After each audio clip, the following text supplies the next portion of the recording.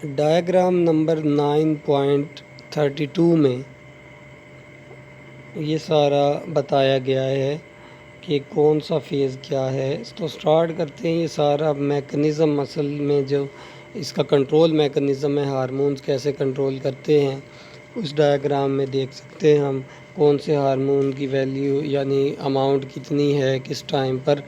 तो menstrual cycle है जो वो दो हिस्सों में डिवाइड किया जाता है। उसके अंदर एक ओवेरियन साइकिल है और दूसरा यूटेराइन साइकिल है। यूट्रस के अंदर जो चेंजेस आती हैं, और दूसरा जो ओवेरियन साइकिल है ओवरीज़ की चेंजेस हैं। इस डायग्राम में हम देख सकते हैं कि यहाँ पर ये ऊपर जितनी भी चेंजेस आ रही हैं ये ओवेरियन साइकिल को एक्सप्लेन करती हैं, जबकि ये नीचे जो शो किया है यूट्रस की वाल को, एंडोमीट्रियम को, उसकी थिकनेस कम ज़्यादा कब होगी, तो ये सारी बातें इधर एक्सप्लेन की गई हैं।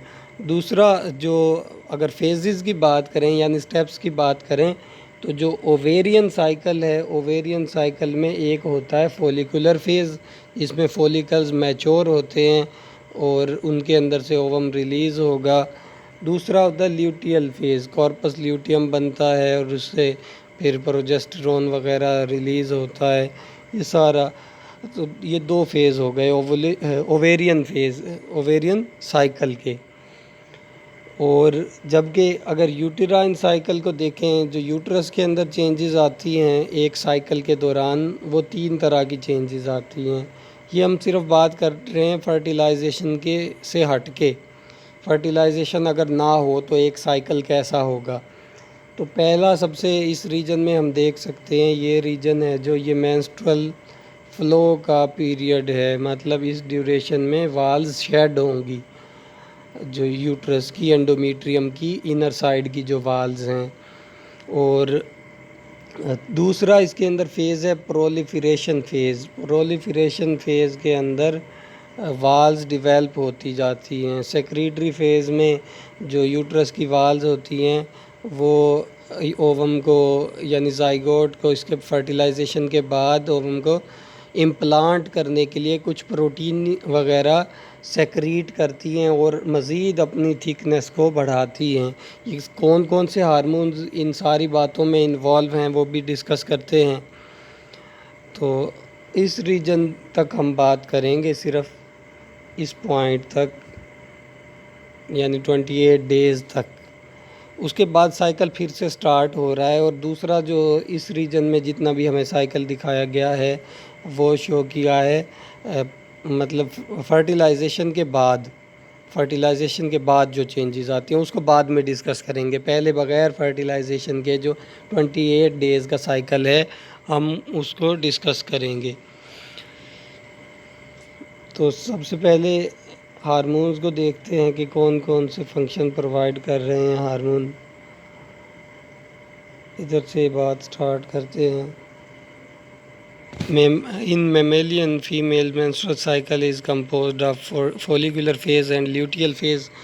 यहाँ पर सिर्फ 2 फेज़ लिखे गए हैं, हालांकि ये ओवेरियन साइकिल के हैं, तो आपने याद रखना है ओवेरियन साइकिल के ये 2 फेज़ हैं, यूटेराइन साइकिल के मेंस्ट्रुअल फेज़, और दूसरा जो फेज़ है प्रोलिफरेशन फेज़ है, थर्ड सेक्रेटरी फेज़ है। दोनों अलग अलग हैं, दोनों को मिल के हम मेंस्ट्रुअल साइकिल कहते हैं। दोनों को मिला के जो ओवेरियन साइकिल है और यूटेराइन साइकिल है इसको। The follicular phase begins with FSH stimulating development of 15 to 20 ovarian follicles, fluid-filled cavities enclosed by membranous sac of several cell layer। ये डेफिनेशन है फॉलिकल्स की। फॉलिकल्स फ्लूइड से भरा हुआ होता है और इसके जो मेम्ब्रेन से बने हुए सेल्स हैं, कुछ लेयर्स होंगी इनकी, 15 to 20 ओवेरियन फॉलिकल्स को डेवलप करवाता है, स्टिमुलेट करवाता है। बाकी सिर्फ एक से ही ओवम रिलीज़ होगा, बाकी सस्पेंड हो जाएंगे वहीं पे। Including the theca interna and ovarian granulosa. ये 2 सेल्स हैं, इनके बारे में आगे हम डिस्कस करेंगे। 2 टाइप के सेल्स हैं जो लेयर्स हैं फॉलिकल की। LH then stimulate the theca interna to synthesize the and secrete androgens. पहले एंड्रोजन्स बनते हैं थीका इंटरना में, फिर एफएसएच क्या करता है, एफएसएच एक ऐसा एंजाइम प्रोड्यूस करता है जो कि एंड्रोजन को एस्ट्रोजन में कन्वर्ट करता है ओवेरियन ग्रैन्युलोसा में। स्ट्रक्चर ये सारे आपने पढ़े होंगे एनिमल फार्म एंड फंक्शन के अंदर, जहाँ पर एनाटमी से रिलेटेड बातें थी। Leading to the substantial increase in estrogen levels at high estrogen level characteristic of the time just prior to ovulation। तो डायग्राम में हम देख सकते हैं कि ओवुलेशन से थोड़ी देर पहले ये कंडीशन यहाँ पर लाइन शो की गई है, ये ओवुलेशन के लिए, ओवुलेशन ओवम का रिलीज़ होना। तो इससे कुछ से पहले ये जो एस्ट्रोजन है इसकी अमाउंट हमें बढ़ती नज़र आ रही है, एस्ट्रोजन ज़्यादा हो रहा है, जबकि बिल्कुल ओवुलेशन के टाइम पर एलएच और एफएसएच दोनों की अमाउंट पीक पर है, दोनों की अमाउंट। इसकी भी रीज़न आगे देखते हैं। At high oestrogen level characteristic time of just prior to ovulation. तो इस टाइम पर, ओवुलेशन के टाइम पर एस्ट्रोजन लेवल हाई होता है, मेटाबॉलिज्म हाई होता है, तो बॉडी का टेम्परेचर भी तकरीबन हाफ या 1 डिग्री सेल्सियस उस टाइम पर बढ़ जाता है, एक नॉर्मल प्रोसेस है ये। Oestrogen activate the hypothalamus and anterior pituitary gland. Oestrogen positive feedback देता है इस टाइम पर, जो एस्ट्रोजन इस फॉलिकल से रिलीज़ हो रहा है। इस डायग्राम में हम देख सकते हैं ये एस्ट्रोजन निकल रहा है फॉलिकल से, तो फॉलिकल के ब्रस्ट होने के टाइम पे ये एस्ट्रोजन हाइपोथैलेमस को पॉजिटिव फीडबैक दे रहा है। इस डायग्राम में हम देख सकते हैं कि यहाँ पर हमें इस जगह पर पॉजिटिव नज़र आ रहा है, लिखा हुआ है बिल्कुल इस जगह पर। ये एस्ट्रोजन निकला है इधर से, इस फॉलिकल के रप्चर होने से और कार्पस ल्यूटियम से, तो ये पॉजिटिव फीडबैक दे रहा है। उससे एक सर्ज आएगा एलएच का और एफएसएच का, मतलब इनकी वैल्यूज़ एकदम से ऊपर की तरफ आ रही हैं, सर्ज कहते हैं एक झटके को। तो इस जगह पर ओवुलेशन के टाइम पर एलएच और एफएसएच पॉजिटिव फीडबैक की वजह से एस्ट्रोजन के, जो कि रिलीज़ हो रहा है फॉलिकल से, this FSH accelerate the maturation of developing follicles. अब इन फॉलिकल्स को मज़ीद मैच्योर करवाया जाएगा और इनसे ओवम को रिलीज़ करवाया जाएगा। ये सारा एफएसएच की वजह से है, फॉलिकल स्टिमुलेटिंग हार्मोन जो कि एंटीरियर पिट्यूटरी से आ रहा है, उसका ये सारा फंक्शन है। Its maturation and under the influence of LH rupture at the surface of ovary releasing the ovum, the increase in estrogen इससे पहले नेक्स्ट मूव करें तो यहाँ पर जो रप्चर है, फॉलिकल का रप्चर होना है, अब इसको मैच्योर तो करवाया एफएसएच ने, लेकिन इसको रप्चर करवाने के लिए ल्यूटिनाइजिंग हार्मोन रोल प्ले करता है, इसके एक्शन के अंडर ये रप्चर हो रहा है। तो ये बात की गई है यहाँ पर। The increase in oestrogen during follicular phase also stimulate proliferation of endometrium. अब इस टाइम पर जैसे ही एस्ट्रोजन बढ़ता जा रहा है फॉलिकुलर फेज़ में, उसके साथ साथ यूट्रस की जो लाइनिंग है, यूट्रस की लाइनिंग यानी कि उसकी इनर वाल, एंडोमीट्रियम वाल, जो कि यहाँ पर डायग्राम में ये शो की गई है, इसमें भी इजाफा नज़र आ रहा है साइज़ में। जैसे जैसे एस्ट्रोजन बढ़ रहा है, इस डायग्राम में देख रहे हैं ये एस्ट्रोजन बढ़ रहा है और यहाँ पर हमें ये ग्रोथ भी, वाल्स की ग्रोथ भी नज़र आ रही है। ओवुलेशन से पहले पहले है यहाँ पर वाल्स की ग्रोथ एस्ट्रोजन के हवाले।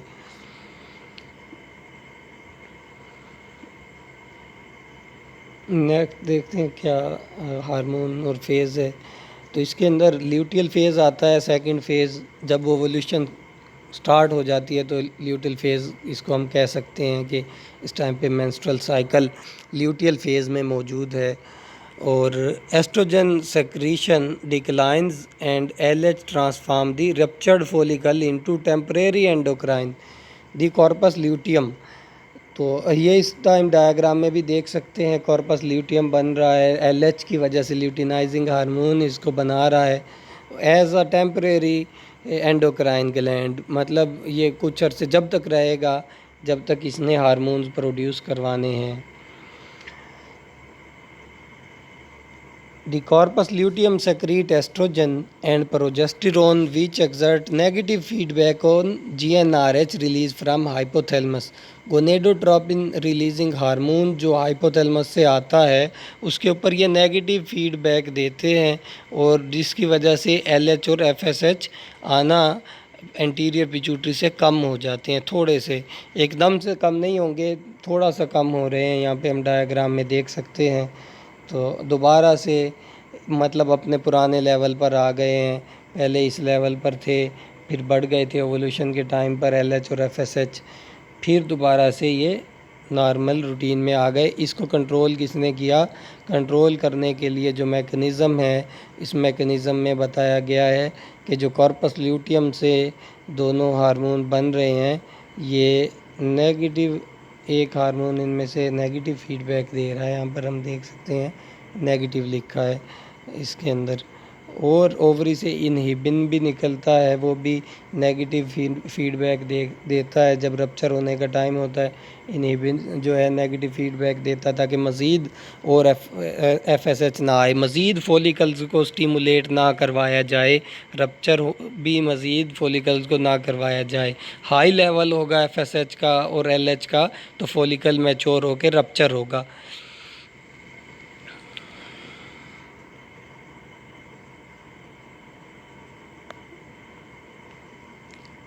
अब हार्मोन लेवल जो है जो ल्यूटियल फेज़ है उसमें दोबारा नॉर्मल लेवल पे आ रहा है, लेकिन जो FSH है उसको कोई और भी इनहिबिट कर रहा है जिसकी वजह से इसका लेवल ज़्यादा ही नीचे आ गया। तो वो देखते हैं कौन सा फैक्टर है जो FSH को इनहिबिट कर रहा है। Ovarian hormone inhibin which is release along with the ovum, ovum के साथ जो ओवरी से निकला था hormone, act on anterior pituitary inhibiting FSH but not LH। तो ये वो रीज़न है कि FSH को इनहिबिट कर रहा है, LH को इनहिबिट नहीं कर रहा। इस वजह से हमें इस डायग्राम में ये FSH की वैल्यू कम नज़र आ रही है, LH की दोबारा उसी लेवल पे आ गई है value. Progesterone stimulate secretion of endometrial fluid by endometrial tissue preparing it for implantation of fertilized ovum। जो प्रोजेस्टेरोन रिलीज़ हुआ था कॉर्पस ल्यूटियम से, वो प्रोजेस्टेरोन क्या काम करता है? अगर फर्टिलाइजेशन हो जाती, फ़र्ज़ करें, तो फर्टिलाइजेशन होने के बाद ओवम इम्प्लांट होता, जैसे इस डायग्राम में देख रहे हैं, डिटेल बाद में देखते हैं इसकी, इम्प्लांट हो जाता। ये जो गैप्स हमें नज़र आ रहे हैं दरमियान में वाल्स के, इनके अंदर आके ओवम लग जाता और इनसे नरिशमेंट लेना स्टार्ट हो जाता, इम्प्लांटेशन हो जाती इसकी। तो उसकी इम्प्लांटेशन के लिए यहाँ पे कुछ रिलीज़ करवा रहा है, इस रीजन में भी ऐसा ही रिलीज़ हो रहा होगा। पहले से हर एक स्टेप जो है वो नेक्स्ट आने वाले स्टेप के लिए तैयारी है, प्रिपरेशन है उसके लिए। मतलब यहाँ पर पूरी एक प्रेगनेंसी का प्रोसेस कंप्लीट होगा, ओवम ने आके इम्प्लांट होना है, तो उसके लिए पहले से ये रीजन जो है वो वास्कुलराइज किया जा रहा है, ज़्यादा ब्लड वेसल्स बनाई जा रही हैं, उसके अंदर ऑक्सीजनेशन ज़्यादा की जा रही है और प्रोटीन्स ऐसी बनाई जा रही हैं। तो ये उसके लिए एक सेक्रेटरी फेज़ पहले से प्रिपरेशन है हर एक स्टेप की, उससे मतलब नेक्स्ट आने वाले स्टेप के लिए प्रिपरेशन की जा रही है। लेकिन अभी हम फर्टिलाइजेशन की बात नहीं कर रहे। जैसे अगर फर्टिलाइजेशन ना हो, in the absence of fertilization and implantation of an ovum, अगर फर्टिलाइजेशन नहीं होती, ओवम इम्प्लांट नहीं होता, तो फिर उससे क्या होगा? कॉर्पस ल्यूटियम डीजनरेट हो जाएगा 14 डेज़ में, 13 भी हो सकते हैं, 15 भी, तो ±1 डे लिखा है। And secretion of oestrogen and progesterone subsides, oestrogen और प्रोजेस्टेरोन की जो सेक्रीशन है कॉर्पस ल्यूटियम से वो भी ख़त्म हो जाएगी। In human the and some other primates जैसे कि एप वगैरह, मंकी वगैरह, ये प्राइमेट्स हैं जो, इनमें मेंस्ट्रुअल साइकिल होता है। बाकी अक्सर एनिमल्स हैं जितने भी, उनमें ईस्ट्रस साइकिल होता है, पता होगा ये तमाम स्टूडेंट्स को। This participates the menses. तो इस कंडीशन में अगर फ़र्ज़ करें कोई इम्प्लांटेशन नहीं हुई, इसके अंदर आके कोई ओवम आकर अटैच नहीं हुआ इसमें वाल में एंडोमीट्रियम की, तो क्या होगा, ये जो प्रोजेस्टेरोन बन रहा है इधर से इस कॉर्पस ल्यूटियम से, वो बनना रुक जाएगा, एस्ट्रोजन भी रुक जाएंगे। ये जो प्रोजेस्टेरोन होता है ये इसके मास को अब होल्ड किए हुए है, मतलब कितना मास यहाँ पर, कितनी थिकनेस होगी, वो प्रोजेस्टेरोन ने इसको होल्ड किया हुआ है। जैसे प्रोजेस्टेरोन लेवल ड्रॉप होगा, मतलब यहाँ पर हम देख सकते हैं प्रोजेस्टेरोन लेवल ड्रॉप हो रहा है, ऊपर ग्राफ में भी मतलब नॉर्मल लेवल से कम है। दूसरा इसके साथ साथ हम देख रहे हैं यहाँ पर, सॉरी ऊपर डायग्राम में प्रोजेस्टेरोन नहीं है, नीचे डायग्राम में प्रोजेस्टेरोन का लेवल देखते हैं, यहाँ पे ओवुलेशन नहीं हुई तो ये कम होना शुरू हो गया। प्रोजेस्टेरोन कम होगा, एंडोमीट्रियम की वाल्स ने अब टूटना शुरू कर देना है, क्योंकि उन्होंने तो ओवम के लिए प्रिपरेशन की थी, अब वो सारी प्रिपरेशन रिवर्स हो जाएंगी। रिवर्स से मुराद ये है कि ये जो सेल्स होंगे जिनसे ये वाल्स थिक हुई थी, ये सारे सेल्स ये टूटना शुरू होंगे। हम यहाँ डायग्राम में भी देख सकते हैं कि सेल्स टूट कर रिलीज़ हो रहे हैं, और ये कंडीशन जो है ये मेंस्ट्रुअल फेज़ है, जिसके अंदर मेंस्ट्रुअल वेस्ट को बॉडी से बाहर निकाला जाएगा। एक नेचुरल और नॉर्मल प्रोसेस है ये हर एक साइकिल में। और shedding of uterine lining, shedding मतलब जो सेल्स अटैच थे वो डिसअटैच हो जाएंगे वाल्स से। With the reduction in oestrogen, progesterone and inhibin level, अब क्या होगा, दोबारा से एस्ट्रोजन कम हुआ, प्रोजेस्टेरोन कम हुआ, इनहिबिन भी कम हो गया, तो इससे क्या होगा, एफएसएच दोबारा और एलएच दोबारा बनना शुरू हो जाएंगे। एंटीरियर पिट्यूटरी से जो इनहिबिटिंग अफेक्ट था वो ख़त्म हो जाएगा, और उससे दोबारा नेक्स्ट साइकिल आना शुरू हो जाएगा, नेक्स्ट साइकिल का स्टार्ट होना शुरू हो जाएगा। इस कंडीशन में हम डायग्राम में देखते हैं, अगर डायग्राम को हम इधर से ख़त्म कर देते हैं, स्टार्ट इधर से करते हैं। एक साइकिल को हमेशा स्टार्ट किया जाता है मेंस्ट्रुअल साइकिल से, मतलब जो मेंस्ट्रुअल वेस्ट जिस डे से रिलीज़ होना स्टार्ट हुआ उस डे से उस साइकिल का फर्स्ट डे है। तो उसके बाद तकरीबन ये 14 डेज़ के बाद ओवुलेशन का टाइम आया, ओवुलेशन हुई, और 14 डेज़ यानी मेंस्ट्रुएशन स्टार्ट होने से 14 डेज़ आफ्टर ओवुलेशन हुई, और यही फर्टाइल पीरियड है। फर्टाइल पीरियड मीन्स कि अगर स्पर्म एंटर होते हैं फर्टिलाइजेशन का, ये वायबल टाइम है, इससे मतलब 13 days 12 days to 16 days first day के बाद है। और इसके बाद जितना भी 14 ये डेज़ हैं, 14 डेज़ इधर से लेकर इधर तक, ये सेक्रेटरी फेज़ है। फिर से डायग्राम के अंदर शो किया गया है नेक्स्ट साइकिल को ज़ाहिर करने के लिए, ये दोबारा से ज़ाहिर किया है। अगर फ़र्ज़ करें हम बात को अब नेक्स्ट स्टार्ट करते हैं, उम्मीद है ये टॉपिक तमाम स्टूडेंट्स को समझ आ गया होगा। बाकी आप इसके जो कंट्रोल मैकेनिज़म्स हैं, कंट्रोल मैकेनिज़म्स खुद याद करेंगे कि कौन सा हार्मोन किसको पॉजिटिव फीडबैक दे रहा है, नेगेटिव कौन दे रहा है। नेगेटिव फीडबैक एफएसएच खुद देता है अपनी प्रोडक्शन के लिए हाइपोथैलेमस को, यानी कम हो जाएगा एफएसएच तो खुद ब खुद ज़्यादा बनने लगेगा, और जब ज़्यादा हो जाएगा तो हाइपोथैलेमस को मैसेज जाएगा नेगेटिव का। इसी तरह बाकी सारे हार्मोन जो हम डिस्कस कर चुके हैं। इसके अलावा फंक्शन डिस्कस करते चलें यहाँ पर हार्मोन्स के। जो एस्ट्रोजन बनता है फॉलिकल वगैरह से यानी ओवरी से, उस एस्ट्रोजन के फंक्शंस देखते हैं।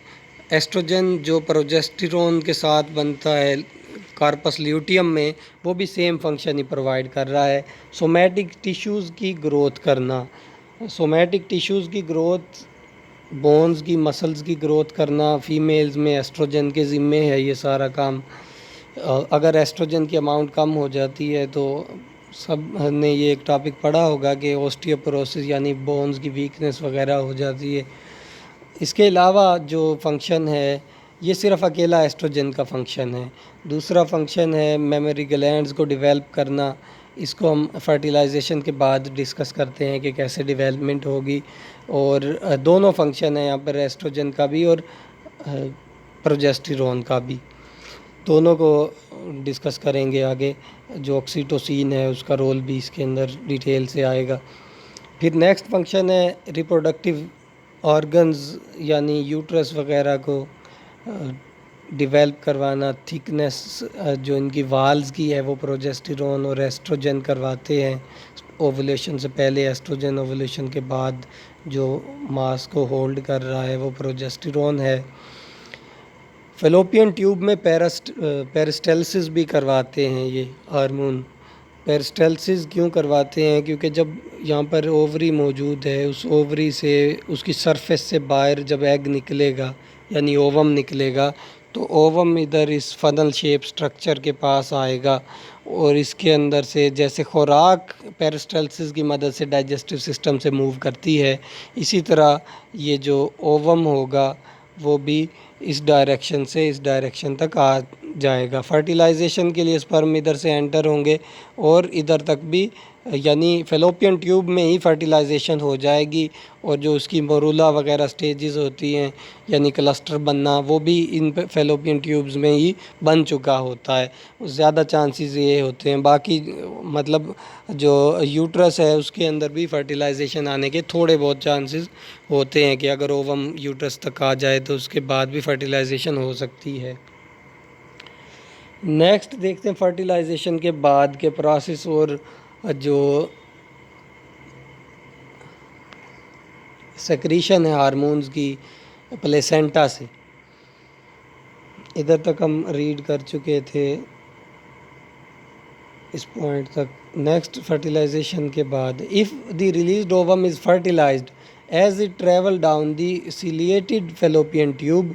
सीलिया होते हैं फेलोपियन ट्यूब में, इसके अलावा जो पेरिस्टेल्सिस है वो भी होती है। सीलिया भी ओवम को आगे की तरफ धकेलने में मदद करते हैं। And the fertilised ovum become implanted in the endometrium of placental mammal. तो प्लेसेंटल मैमल्स में याद रखना कि प्लेसेंटा बनता है और उनके एंडोमीट्रियम में आके इम्प्लांट होता है। तो कुछ जिनमें स्ट्रेस साइकिल होता है कुछ एनिमल्स में, उनको भी डिस्कस करेंगे एंड में। लेकिन वहाँ पर इस तरह इम्प्लांटेशन नहीं होती, वाल्स के अंदर आगे इम्प्लांटेशन अक्सर एनिमल्स में नहीं होती। जो प्राइमेट्स हैं उनमें इम्प्लांटेशन होती है। The developing placenta begins to produce chorionic gonadotropin. Placenta बनना शुरू होते ही प्लेसेंटा से C G hormone chorionic gonadotropin बनना शुरू हो जाता है। अब ये हार्मोन एलएच जैसा फंक्शन देता है जो कि कॉर्पस ल्यूटियम को मेंटेन रखता है। मतलब ये कॉर्पस ल्यूटियम को रेस्क्यू कर लेता है। मतलब कॉर्पस ल्यूटियम ख़त्म हो जाना था अगर फर्टिलाइजेशन ना होती, डीजनरेट हो जाता, लेकिन ये उसको सेव करता है मज़ीद आगे कई महीनों तक चलने के लिए। 2 से 3 महीने नॉर्मल कॉर्पस ल्यूटियम रहेगा प्रेगनेंसी के दौरान। So the oestrogen and progesterone secretion continues. तो इस वजह से एलएच का फंक्शन प्रोवाइड करता है। एलएच की मौजूदगी में कॉर्पस ल्यूटियम सेक्रीट करता था प्रोजेस्टेरोन को और एस्ट्रोजन को वो करता रहेगा secrete. The placenta begins secreting C G within about a day of implantation of ovum and effectively takes over the gonadotropic function of pituitary during early pregnancy by maintaining corpus luteum। जो pituitary gland ने LH दे के LH hormone provide करके अपना function करना था, उसकी जगह पर प्लेसेंटा फंक्शन कर रहा है सी जी हार्मोन प्रोड्यूस करके। Pituitary FSH and LH are not secreted again until after parturition. Parturition birth का प्रोसेस होता है फीटस का, उस प्रोसेस के बाद दोबारा नए साइकिल के लिए एफएसएच और एलएच दोबारा प्रोड्यूस होना शुरू होते हैं।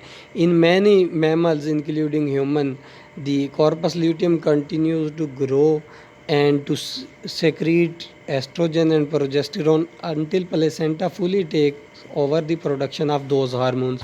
जब तक हार्मोन मुकम्मल नहीं बनेंगे प्लेसेंटा से, जब तक ये एलएच कॉर्पस ल्यूटियम दोनों हार्मोन्स को प्रोड्यूस करता रहेगा। Eight which time the corpus luteum degenerate, जिस टाइम पर कॉर्पस ल्यूटियम डीजनरेट हो जाएगा, प्लेसेंटा अपना फंक्शन संभाल लेगा, सारे हार्मोन्स भी प्रोड्यूस करना शुरू हो जाएगा। In other mammals such as rat continued secretion of corpus luteum stimulated by prolactin is essential to the maintenance of pregnancy throughout its term। एक एक्सेप्शनल केस भी कुछ एनिमल्स का बताया गया है कि रैट में ऐसा होता है कि कॉर्पस ल्यूटियम कंटिन्यू करता रहता है प्रोलैक्टिन की वजह से अपनी सेक्रीशंस को सेक्रीट करना, और जो कि ज़रूरी है प्रेगनेंसी को मेंटेन रखने के लिए। The duration of follicular and luteal phase of reproductive cycle varies among different mammalian groups.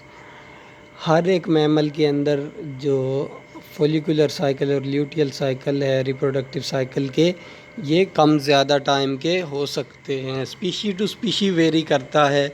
इसके अलावा ह्यूमन में भी इनकी अमाउंट, मेंस्ट्रुअल स्टेज की, मेंस्ट्रुअल पीरियड की जो टाइम ड्यूरेशन है वो कम ज़्यादा हो सकती है।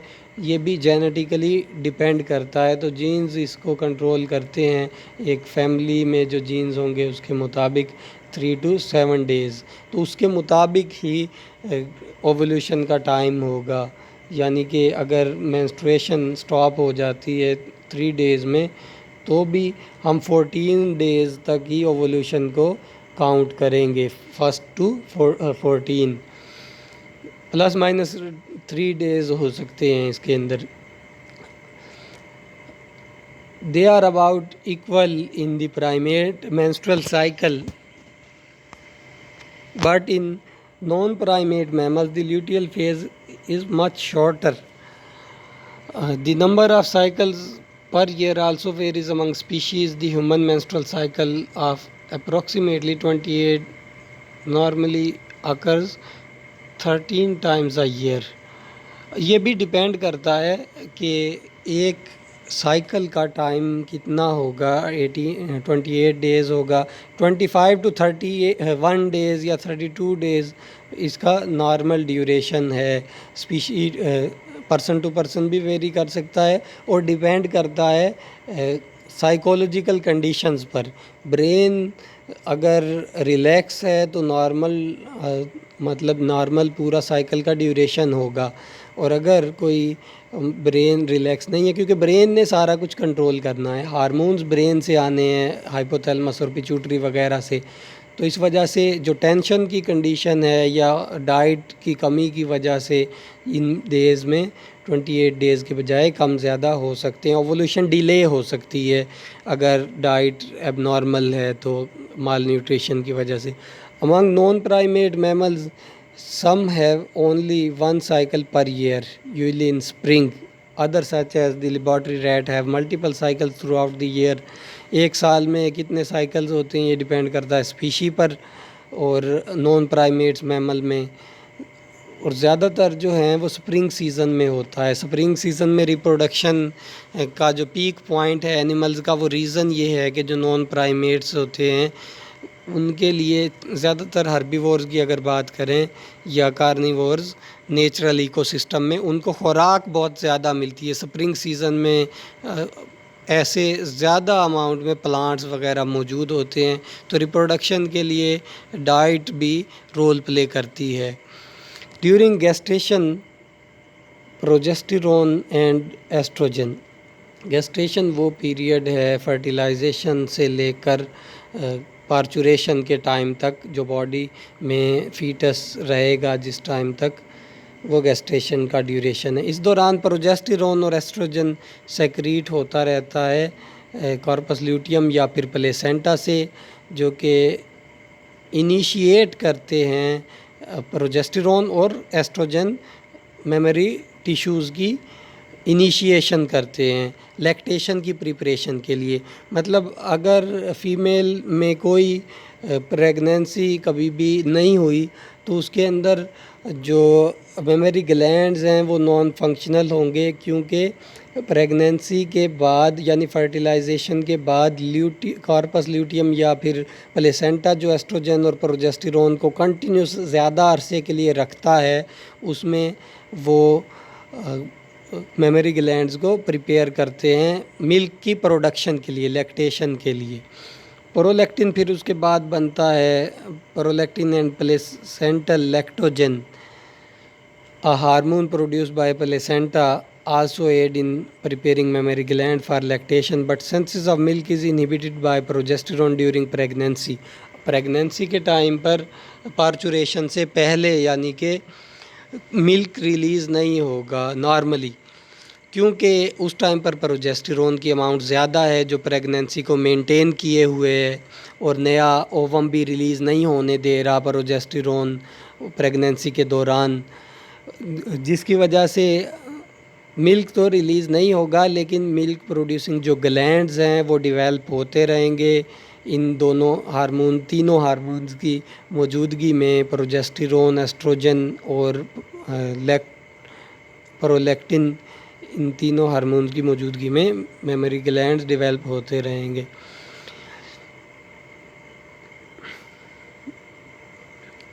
The negative feedback of estrogen and progesterone on the hypothalamus and anterior pituitary gland prevent release of FSH.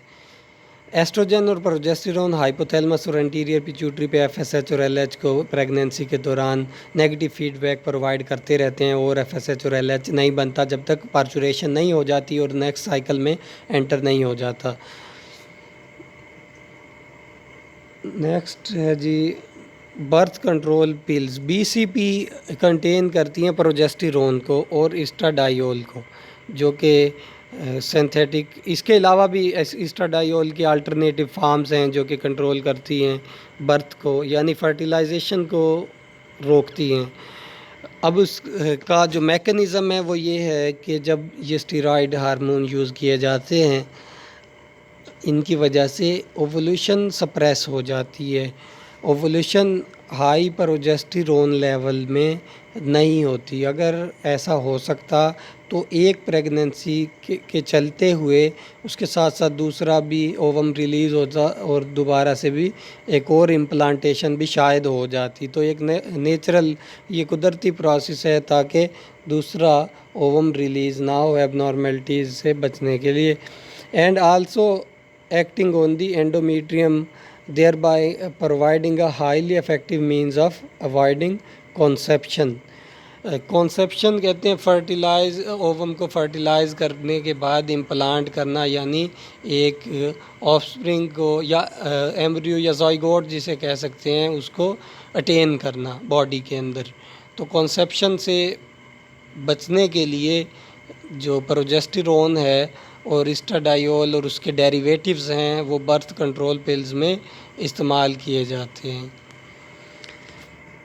Next hormone है जो कि पार्चुरेशन और लैक्टेशन से रिलेटेड है। एज प्रेगनेंसी नियर टर्म, मतलब जब प्रेगनेंसी एंड के करीब होगी, सर्वाइकल डिस्टेंशन, सर्विक्स है जो यूट्रस की ओपनिंग और वेजाइनल जो जंक्शन है जहाँ पर सर्विक्स मसल्स का एक मास है जो कि कॉन्ट्रैक्ट रहते हैं नॉर्मल प्रेगनेंसी के टाइम पर, ताकि जो ऑफस्प्रिंग है वो एक्सपेल ना हो, यानी फीटस जो है वो एक्सपेल ना हो उसको यूट्रस में रखने के लिए। सर्वाइकल डिस्टेंशन की वजह से ऑक्सीटोसिन रिलीज़ होता है। अब इसमें कुछ तरह की रिसर्चेज़ हैं, दो तरह की। एक रिसर्च ये कहती है कि पहले ऑक्सीटोसिन आता है जिसकी वजह से सर्विक्स डायलेट होती है, डिस्टेंशन होती है, उसमें सर्विक्स फैलती है। लेकिन जो दूसरी रिसर्च है वो ये कहती है, जो इस बुक के अंदर बताई गई है, कि जब सर्वाइकल डिस्टेंशन होती है तो उसकी वजह से ऑक्सीटोसिन रिलीज़ होता है। ऑक्सीटोसिन रिलीज़ होने के बाद पिट्यूटरी ग्लैंड से ये हार्मोन क्या करवाता है, स्मूथ मसल्स को, यूट्रस की जो वाल है, यूट्रस जिनसे बना है मसल से, उनको कॉन्ट्रैक्ट करवाता है। और ये कॉन्ट्रैक्शन क्योंकि स्मूथ मसल की है, इनवॉलेंट्री है। तो ये जो अगर हार्मोन ऑक्सीटोसिन प्रेगनेंसी की एंड लास्ट मंथ में प्रोड्यूस होना स्टार्ट हो जाता है तो ऑक्सीटोसिन मसल्स के अंदर कॉन्ट्रैक्शन करवाना पहले से ही स्टार्ट कर देता है। ये भी एक नेचुरल प्रोसेस है ताकि पहले से मसल्स जो हैं वो तैयार हो जाएं, ताकि फीटस को एक्सपेल कर सकें पार्चुरेशन के टाइम पर, which are critical to normal birth process. Normal birth process के लिए ज़रूरी है स्मूथ मसल्स का इतना कॉन्ट्रैक्ट करना कि एक वेव लाइक कॉन्ट्रैक्शन आए स्मूथ मसल में यूट्रस की वाल्स के, जो कि फीटस को एक्सपेल कर सके वेजाइना के थ्रू। सर्टन प्रोस्टाग्लैंडिन्स आल्सो में stimulate uterine contraction during child birth. Prostaglandins का टॉपिक जो है नेक्स्ट लेक्चर में डिस्कस करेंगे, अभी उसको डिस्कस नहीं किया, लेकिन इनका भी रोल बताया गया है। After parturition a decrease in progesterone level relieves inhibition of milk senses. अब बर्थ प्रोसेस के बाद, क्योंकि प्लेसेंटा तो थोड़ी देर बाद आफ्टर बर्थ के प्रोसेस में ये रिलीज़ हो जाएगा बॉडी से बाहर। अब प्रोजेस्टेरोन सिक्रीट करने वाला नहीं है कोई भी बॉडी में, प्रोजेस्टेरोन लेवल दोबारा से कम हो जाएगा। और जिसने मिल्क सेंसेस मशीनरी की यानी मेमोरी ग्लैंड की इनहिबिशन की हुई थी, उसको ये दोबारा से, यानी जो नेगेटिव फीडबैक इफेक्ट इसने दिया हुआ था वो रिलीज़ हो चुका, तो परमिट करेगा अब ये लैक्टेशन को, ताकि लैक्टेशन शुरू हो जाए। बर्थ के लाजमी नहीं है कि फ़ौरन से ये मिल्क प्रोडक्शन स्टार्ट हो जाए, कुछ वीक्स या डेज़ के बाद भी अफेक्ट इसका असर जो प्रोजेस्टेरोन का है जैसे ख़त्म होगा बॉडी से, बॉडी में प्रोजेस्टेरोन रहेगा कुछ दिनों तक, वो ख़त्म हो जाएगा तो मिल्क प्रोडक्शन स्टार्ट हो जाएगी। और मिल्क प्रोडक्शन पार्चुरेशन से थोड़ी अमाउंट में पहले भी स्टार्ट हो सकती है। अगर ऑक्सीटोसिन की अमाउंट बहुत ज़्यादा हो जाए तो उस कंडीशन में भी ऐसा हो सकता है। अलॉन्ग विद ग्लूकोकॉर्टिकॉइड्स को भी डिस्कस नहीं किया, एड्रिनल ग्लैंड्स में इसको डिस्कस करेंगे। And release of milk is induced by oxytocin. Milk production तो हो जाएगी बॉडी में, लेकिन उनको रिलीज़ करने के लिए अब ऑक्सीटोसिन मज़ीद अपना फंक्शन करेगा। Both prolactin and oxytocin are release during suckling process. जब जो बेबी है न्यू बॉर्न, वो फीड करेगा मेमोरी ग्लैंड्स पर, मिल्क पर, तो उस टाइम पर सक्लिंग प्रोसेस से, उसका जो मिल्क सक करने का प्रोसेस है, उससे मदर को कुछ ऐसा स्टिमुलस मिलेगा जो हाइपोथैलेमस के पास जाएगा और उससे प्रोलैक्टिन और ऑक्सीटोसिन रिलीज़ होंगे, जो कि मिल्क प्रोडक्शन में ज़्यादा एक्सेलरेशन करवाएंगे, मज़ीद फास्ट मिल्क प्रोडक्शन होगी। रिज़ल्ट क्या है, मतलब इससे कौन से प्रोसेस से ये प्रोलैक्टिन और ऑक्सीटोसिन बन रहा है, न्यूरल इनपुट कैसे आया। न्यूरल इनपुट स्टिमुलेशन की वजह से आया निपल्स की, जो कि सक्लिंग प्रोसेस में हुई। तो उम्मीद है ये टॉपिक समझ आ जाएगा। और इसके अंदर मेन जो बात याद रखनी है वो हार्मोन्स के फंक्शन और उनका कंट्रोल मैकेनिज़्म याद रखना है, किस टाइम पर कौन सा हार्मोन ज़्यादा अफेक्ट कर रहा है। तो ये डायग्राम बहुत इम्पोर्टेंट है इस टॉपिक में। इस डायग्राम में कौन सा हार्मोन, ओवेरियन साइकिल में क्या चेंजेस आ रही हैं और यूटेराइन साइकिल में एक स्टेज में क्या चेंजेस आ रही हैं, तो ये याद रखना है आपने। इसके अलावा जो फीडबैक मैकेनिज़्म का प्रोसेस है, इसमें जो साइंस दिए गए हैं, पॉजिटिव नेगेटिव साइन है जो, ये सारे याद रखने हैं कि कौन सा हार्मोन किसको इनहिबिट और स्टिमुलेट कर रहा है।